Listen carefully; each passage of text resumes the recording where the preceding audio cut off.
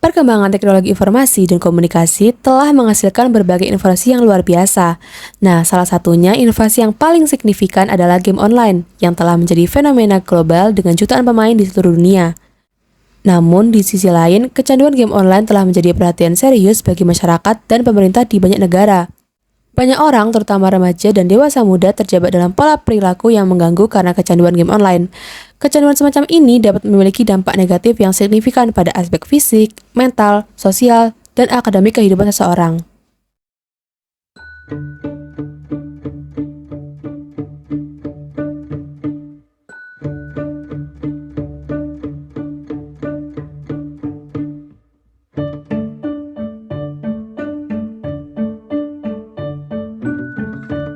Ya, saya pernah. Iya, saya pernah bermain game online. Tidak pernah. Iya pernah. Iya, saya pernah. Nggak pernah. Pernah. Pernah. Wah, sering. Pernah. Tidak pernah. Iya, saya pernah. Iya, pernah. Kayaknya belum pernah. Hari mungkin 1 jam. 8 sampai 12 jam per hari. Untuk sekarang mungkin udah nggak main ya, tapi kalau dulu bisa sampai setengah hari sendiri. 1 sampai 2 jam aja. 1 sampai 2 jam aja. 2 sampai 3 jaman lah. Sekitar 2 sampai 3 jam. 2 sampai hingga 4 jam. Dalam sehari bisa nggak main sama sekali. Tapi biasanya itu pasti ada 1 jam untuk bermain game online. Bisa 1 sampai 2 jam sih, tergantung sibuk apa enggaknya gitu.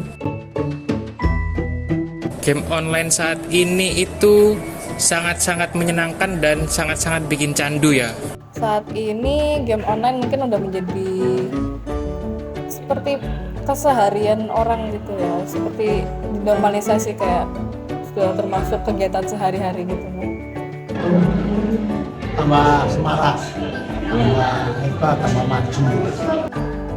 Game online saat ini tuh sudah banyak ya, mungkin udah marak gitu. Game online saat ini tuh bener-bener kayak viral banget gitu ya di anak-anak zaman sekarang. Apalagi sekarang itu udah banyak kayak lomba-lomba, kompetisi online, kayak gitu sih menurut aku. Tanggapan saya untuk game online saat ini itu lagi hype-hype-nya, terutama game online MOBA seperti Mobile Legends, Valorant, dan Free Fire. Pendapat saya tentang game online saat ini sangat pesat ya, sangat marak. Sampai-sampai ada kompetisi dan perlombaan yang banyak diselenggarakan. Game online saat ini mudah dimainkan dan sering membuat candu. Jadi saat ini kayaknya seru-seru sih, kayaknya seru-seru. Game online itu cukup membantu ya kalau misalnya lagi stres sama tugas-tugas gitu. Tapi kalau kebanyakan juga nggak baik.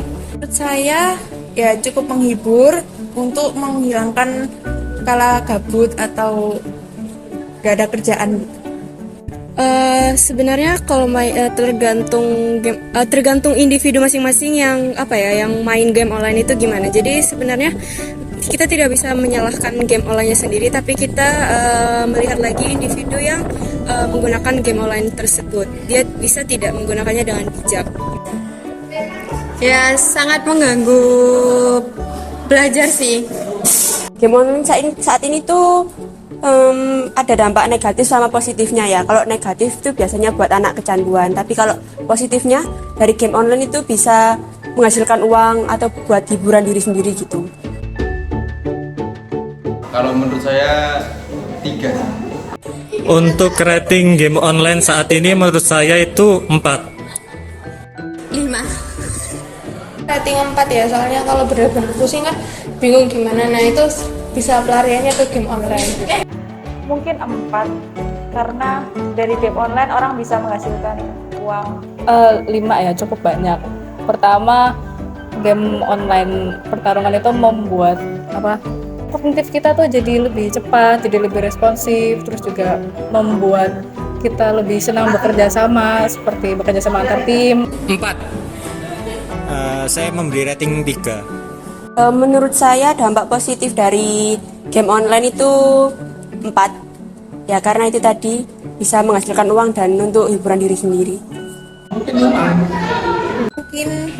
3 sih. Menurut aku itu di angka 3 sih. Kalau saya rating dampak positifnya di angka 4 ya, karena bisa banyak manfaatnya, bisa mendapatkan uang, bisa mengurangi rasa bosan dan lain-lainnya. Sebenarnya menurut aku rate-nya itu 4. Jadi game online itu tidak selalu buruk, jadi ada manfaatnya juga. Orang-orang bisa improve skill mereka juga lewat game online. 2. 3 kali ya?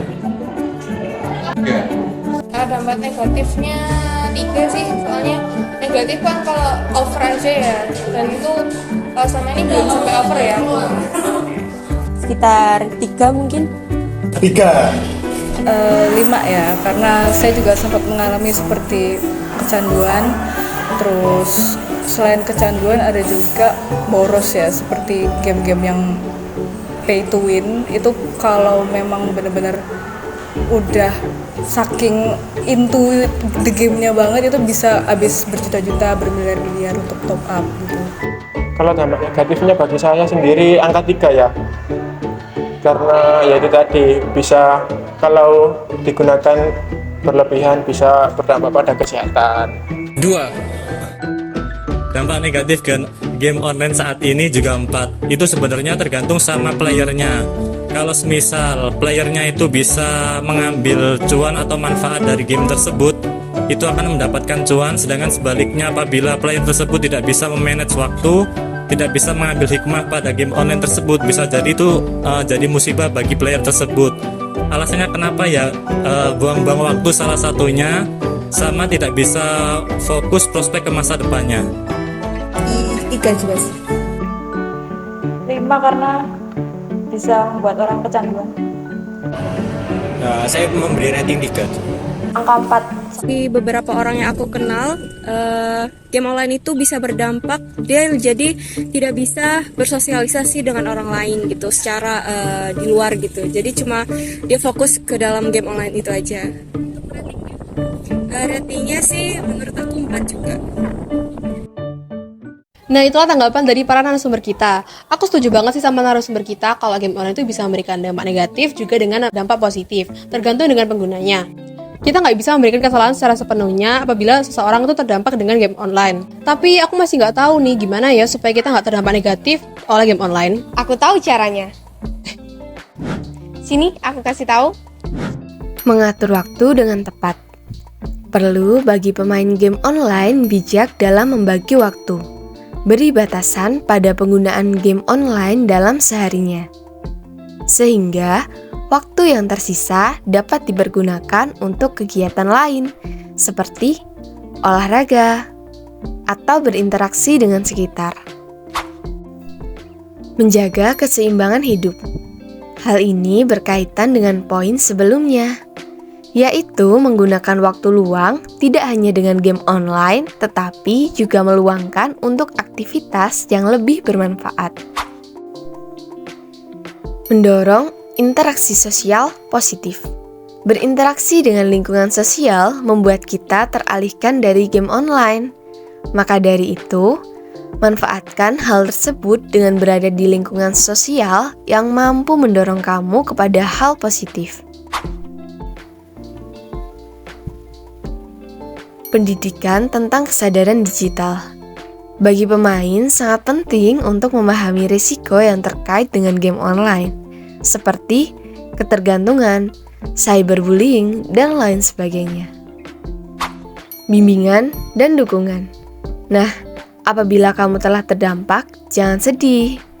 Kamu bisa segera menghubungi kepada psikolog untuk mendapatkan bantuan.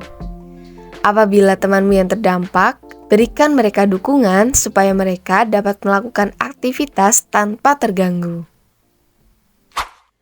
Cara-cara tadi dapat kamu terapkan dalam keseharian sebagai bentuk pencegahan dampak negatif game online.